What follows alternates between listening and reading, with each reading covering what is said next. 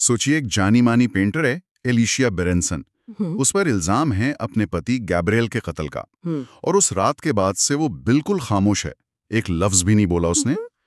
क्यों? हाँ, ये खामोशी है। हम्म, यही तो इस पूरी कहानी का क्या कहते हैं केंद्र है। बिल्कुल। ये पहेली है कि आखिर ये है क्या। या क्या ये सदमा है या कोई अपराध बोध। या फिर कुछ और ही है जिसे कहा नहीं जा सकता। या ये सवाल ही हमें सीधा एलिसिया के दिमाग की उलझनों में ले जाता है। बिल्कुल। तो आज हमारे पास एलेक्स माइकलाइड्स की एक बहुत ही मशहूर किताब द साइलेंट पेशेंट के कुछ खास अंश हैं। अच्छा इनमें एलिशिया की अपनी डायरी के कुछ पन्ने हैं जी, जो कत्ल से कुछ हफ्ते पहले लिखे गए थे। ओके, और साथ ही थियो फेबर जो एक साइकोथेरेपिस्ट है, उसका नजरिया भी है, वो जो एलिशा का इलाज कर रहा है। और उससे बुलवाने की कोशिश कर रहा है ना। हाँ, और ऐसा लगता है कि वो इसके लिए मतलब किसी भी हद तक जाने को तैयार है। इन सोर्सेस में ना जैसे दो अलग अलग दुनियाएं दिखती हैं। हम्म।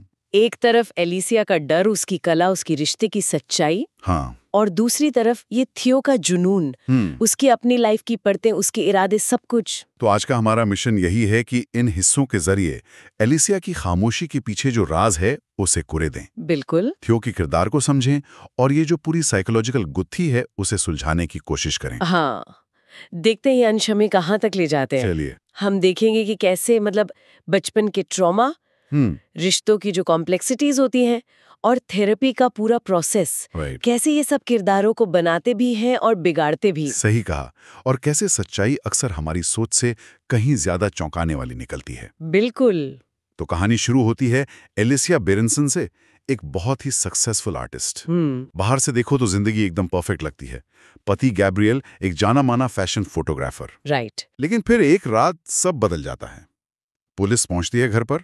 गैब्रियल लिविंग रूम में है, कुर्सी से बंधा हुआ, ओह, चेहरे पर गोलियों के निशान, हर तरफ खून ही खून। और एलिशा वो कहाँ है? वो वहीं पास में खड़ी है, हाथ में चाकू है, कलाइयां कटी हुई हैं, खून से सनी हुई। अरे बाप रे। जब उसे होश आता है वो बिल्कुल खामोश हो जाती है, पूरी तरह चुप, कुछ भी नहीं बोलते। एक शब्द नहीं।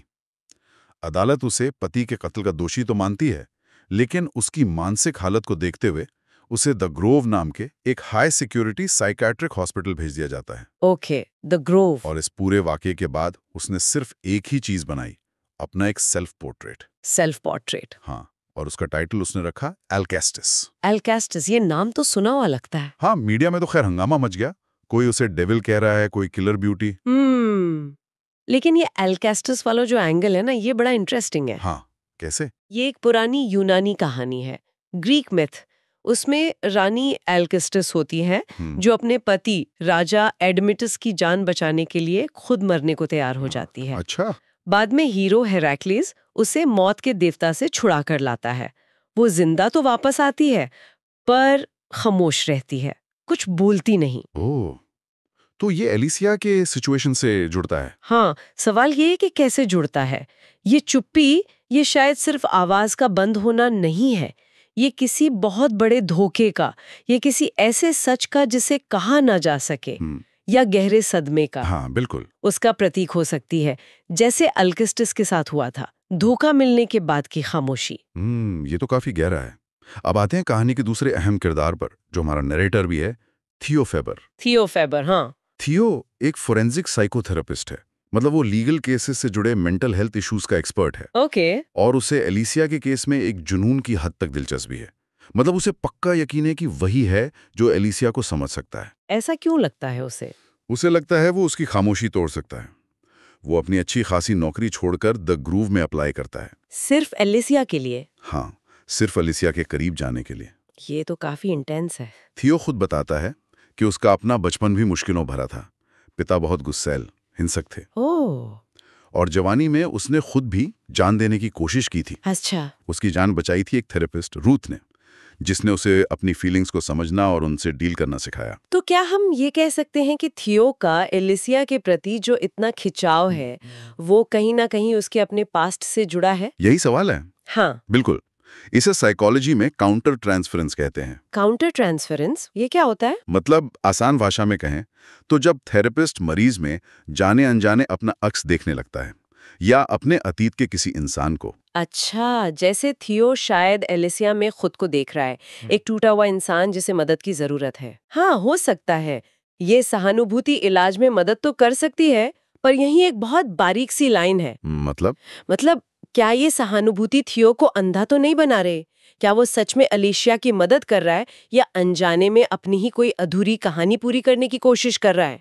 ये सवाल पूरी कहानी में चलता रहता है। ये बात तो है। और थियो की अपनी जिंदगी वो भी कुछ कम उलझी हुई नहीं लगती। अच्छा, क्या है उसमें? उसे पता चलता है कि उसकी पत्नी कैथी, जो एक एक्ट्रेस है, उसका किसी और के साथ अफेयर चल रहा है।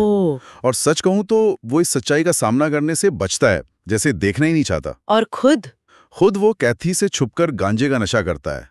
लगता है जैसे वो अपनी बेचैनी, अपने दर्द से भागने का तरीका ढूंढ रहा है। ये कॉन्ट्रास्ट बड़ा जबरदस्त है। हाँ। एक तरफ वो दूसरों के मन की गांठें सुलझाने निकला है, हाँ, और दूसरी तरफ अपनी जिंदगी की उलझनों से आंखें चुरा रहा है। पत्नी के धोखे को नजरअंदाज करना, नशे में पनाह लेना, ये सब दिखाता है कि वो खुद भी सच्चाई से भाग रहा है। बिल्कुल। और ये चीज उसके फैसलों पर कैसे असर डालेगी, ये देखना होगा। सही बात है। खैर, थियो द ग्रूव में नौकरी पा लेता है। हाँ। और एलिशिया का केस उसे मिल भी जाता है। हालांकि उसका सुपरवाइजर प्रोफेसर डायोमिडिस थोड़ा हिचक रहा था। क्यों? क्योंकि कई बड़े बड़े डॉक्टर पहले ही एलिशिया को बुलवाने में फेल हो चुके थे। तो शुरू में थियो के सेशंस कैसे होते हैं? सिर्फ खामोशी।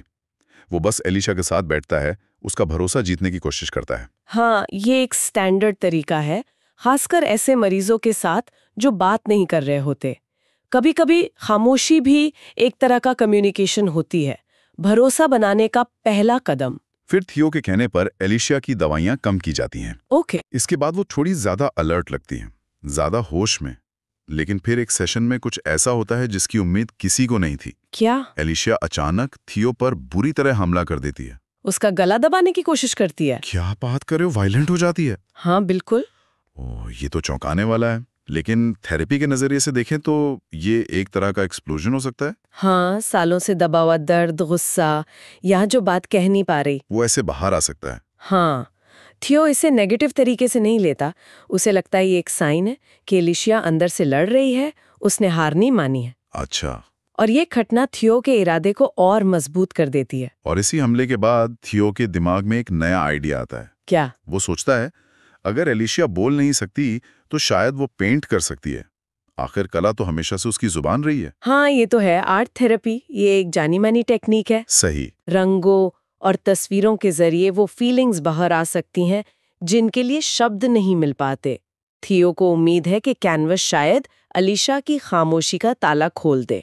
उसे पेंटिंग करने की इजाजत मिल जाती है। ग्रोव में ही एक अलग स्टूडियो, सामान सब दिया जाता है। और फिर कहानी में एक और बड़ा मोड़ आता है। क्या होता है?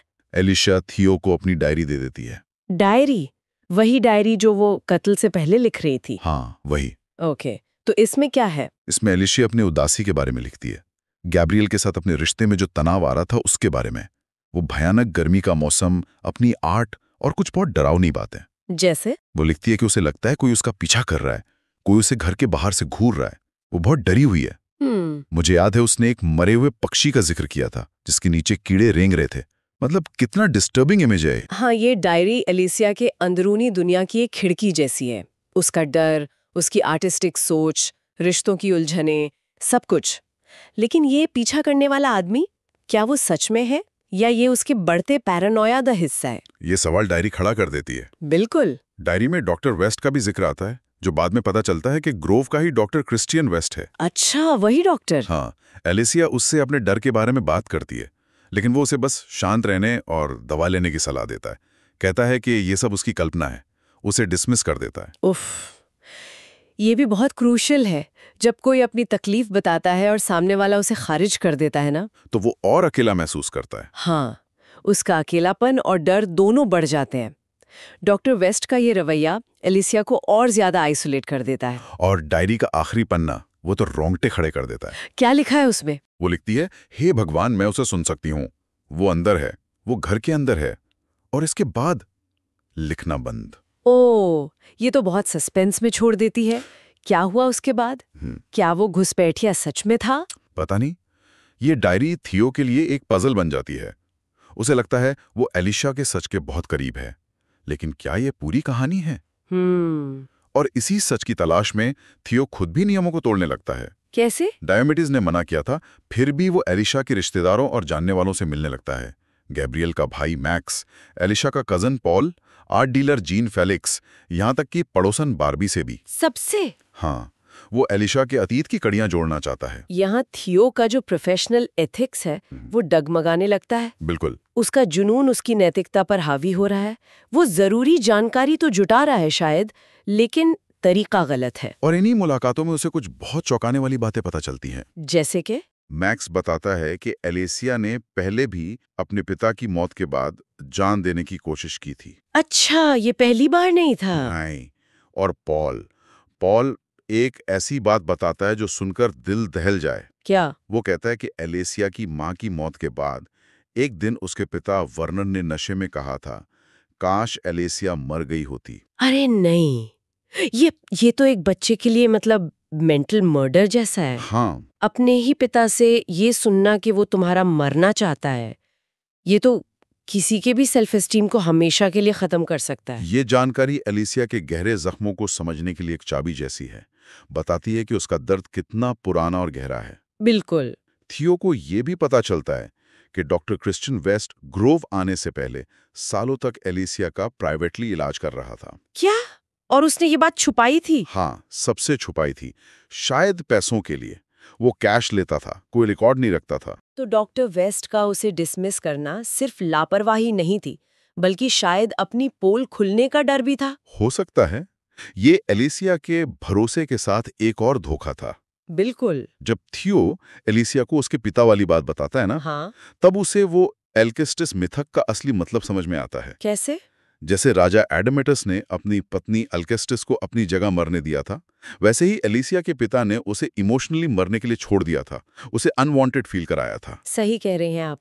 और कहानी के आखिर में जब एलिसिया को पता चलता है कि उसका पति गैब्रियल भी मौत के सामने उसे बचाने के बजाय खुद को चुनता है, तो ये उसके पिता वाले जख्म पर जैसे नमक छिड़कने जैसा होता है। एग्जैक्टली वही धोखा, वही त्याग दिया जाना। अल्केस्टिस मरने के बाद जब लौटी तो खामोश हो गई थी। और एलिसिया भी अब उसी तरह के गहरे विश्वासघात के बाद खामोश हो जाती है। हाँ, अब उसकी चुप्पी सिर्फ सदमा नहीं लगती, बल्कि एक पावरफुल स्टेटमेंट बन जाती है। इसके बाद क्या होता है? एलिसिया आखिरकार बोलना शुरू करती है। अच्छा। हाँ, डायोमेडेस और अस्पताल के ट्रस्टीज के सामने वो एक कहानी सुनाती है।